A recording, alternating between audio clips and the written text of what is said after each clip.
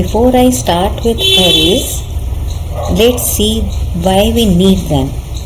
What is the main utility of arrays?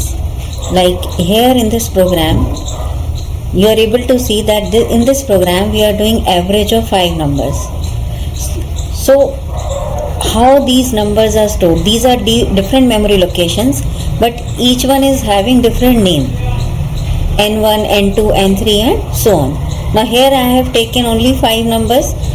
So see scanner class, using scanner class we are giving 5 numbers and then calculating the average. So this simple program you can very well know that this is the average of 5 numbers. Now let's say we have 10 numbers or 20 numbers, so you have to think for different names. And what is the purpose behind using arrays is that under a single unit, we are saying that under one name we can book different memory locations. This is the main purpose of arrays. Book different memory locations. Memory locations जहाँ पर आपका ये data store होगा. Suppose we have 20 numbers, so we can just write num or number or any one variable name, and with this name we can say, suppose we need 20 numbers, so within square bracket we can give size as 20. That with the name num we are having 20 memory locations, and if we have 10, so we have to write 10. So this way we are saying we are storing, right? We are storing different variables under one name. Then how do you differentiate? जब सबका नाम नम ही है तो आपको कैसे पता लगेगा कि आप कौन से नंबर की बात कर रहे हो? तो for that we have subscripts, कि अब ये जो आपका नाम है ये क्या बन जाएगा? Subscripted variable. We call them as subscript. और we have different index numbers. We can differentiate between these numbers by their index number. तो थोड़ा सा समझिए, जैसे हमने कहा कैसे हम इसको क्रिएट करते हैं. How do we create? We can create in this way. Let's say we have numbers of integer type, तो we write int, then we write some array name equal to, for creating we write the reserved word new. अब किस type का है? int type. How many locations you want? Suppose I want 10. So this is how we can define a single dimensional array. आप आगे पढ़ेंगे arrays आपके 2 dimensional और multi dimensional भी होते हैं. तो सिंगल डायमेंशनल मीन्स कि आपका जो डेटा है it is arranged either in rows or in columns, या तो हॉरिजेंटली है या वर्टिकली है. तो in this way we have 10 numbers. इस लाइन का मतलब क्या हुआ कि एरे का नेम है नम और हमारे पास टोटल कितने नंबर्स हैं? 10. So by this here if you see this average program, मैंने क्या लिखा? n1, n2, n3 and so on.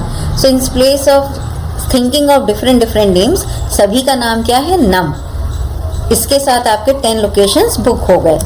अब कैसे हम इसको स्टोर करते हैं? Here we use a for loop, like for int I equal to 0 ही क्यों लेते हैं? क्योंकि जो बेस इंडेक्स होता है, फर्स्ट लोकेशन स्टार्ट होती है 0 मेमोरी एड्रेस से, यानी कि 0 इंडेक्स नंबर से. ये रूल होता है. तो जब भी आपको कोई अरे को ट्रैवर्स करना है, then use of this for loop.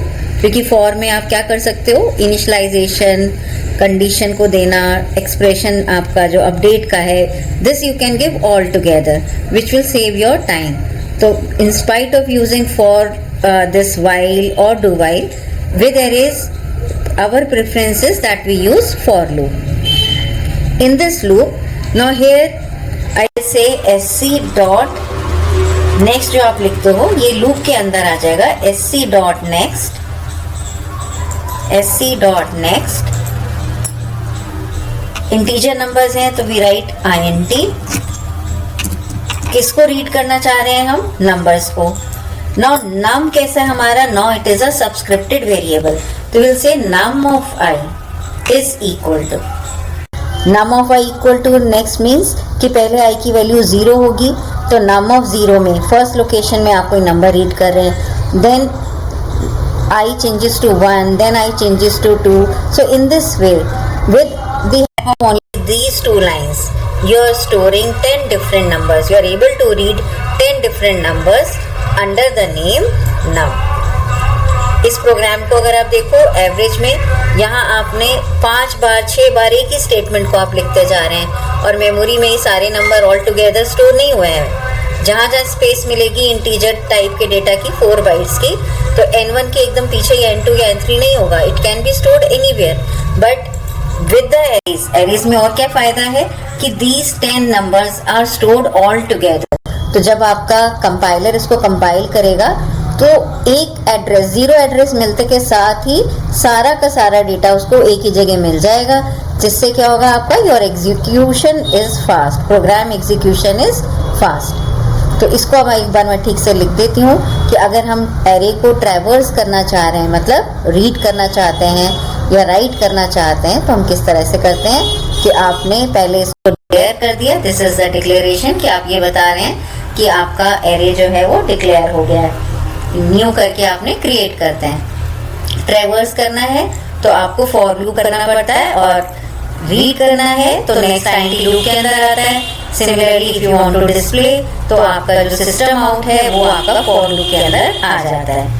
Another thing is that you can initialize also, कि अगर आप प्रोग्राम के अंदर ही सेट करना चाह रहे हैं that these are my numbers, आप उसको रीड नहीं कर रहे हैं, स्कैनर क्लास को यूज नहीं कर रहे हैं, you want to book the numbers within the program itself। आप कैसे लिख सकते हो? Like int num, it could be any name, I have taken num, then we use this braces, है ना, curly वाला यूज होगा, and suppose I want to book 5 numbers, so here I can give 5 numbers inside my program that these are my numbers. So this is called, what we call it as array initialization. This is array initialization. और ये आपने क्या किया यहाँ पर, इसको creating an array। कैसे आप create करते हो? creating an array with along with the data type। Double type है, अगर आपके मेंबर्स डेसिमल वाले हैं, पॉइंट्स वाले नंबर हैं, तो here you can make use of float और डबल। कैर एरे भी लिख सकते हैं इसी तरह से, स्ट्रिंग है। Now see the same program we are doing average of 5 numbers, but in this program now I have made use of array. So instead of selecting 5 different numbers, I have taken only one name, let's say that is n. It could be integer type, double type. If I want to find out the average of 5 decimal numbers, so I make the data type as double. So it's up to you whether you take integer numbers or double number, depending on your requirement. So to get the average, we need sum of these numbers. So with the help of this loop, I am reading 5 different numbers.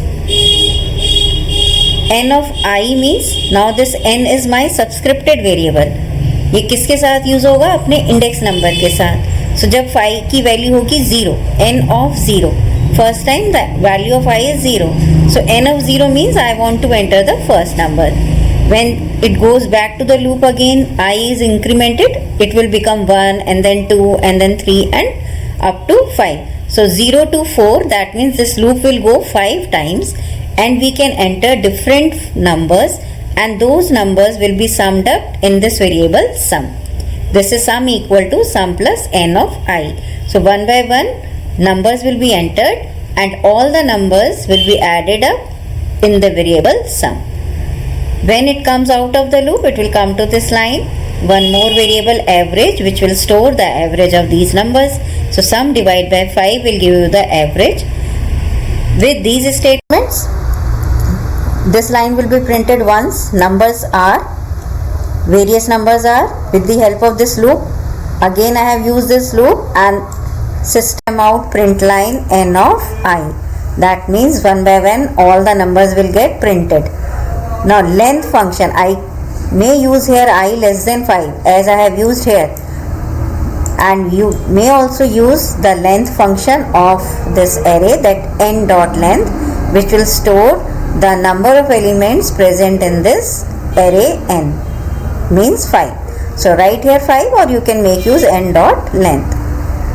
when this loop terminates over here, as it is only a single statement, मैंने braces फिर से use नहीं किए हैं। अगर आप यहाँ पर notice करें, after for there are two statements.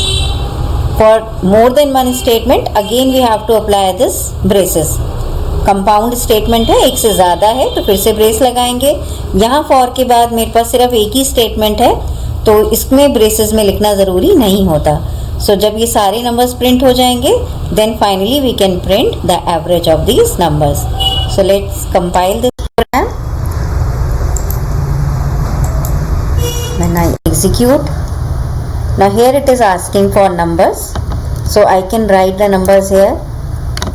5 numbers I have to enter. I can give decimal number or I can give integer number. It will treat it as double only. So these are my numbers. So numbers are, it will print all the numbers and then finally it will print average of numbers. This is traversing of array. Traversing means ट्रेवर्स करना, मतलब array को read करना और right करना। So with the help of this loop मैंने क्या किया, पहले एरे को रीड कर दिया और इस लूप की हेल्प से मैंने एरे को यहाँ पर डिस्प्ले कर दिया। इस लाइन से आप समझ सकते हैं कैसे हम एरे को डिफाइन करते हैं। पहले data type, then we use the name of the array और ये ब्रैकेट, स्क्वायर ब्रैकेट शो कर रहा है कि ये एरे है और कितना बड़ा एरे है आपको स्टार्टिंग में यहाँ देना पड़ता है कि आप कितने मेमोरी लोकेशंस बुक करना चाहते हैं। So I hope this single dimensional array is clear to you कि कैसे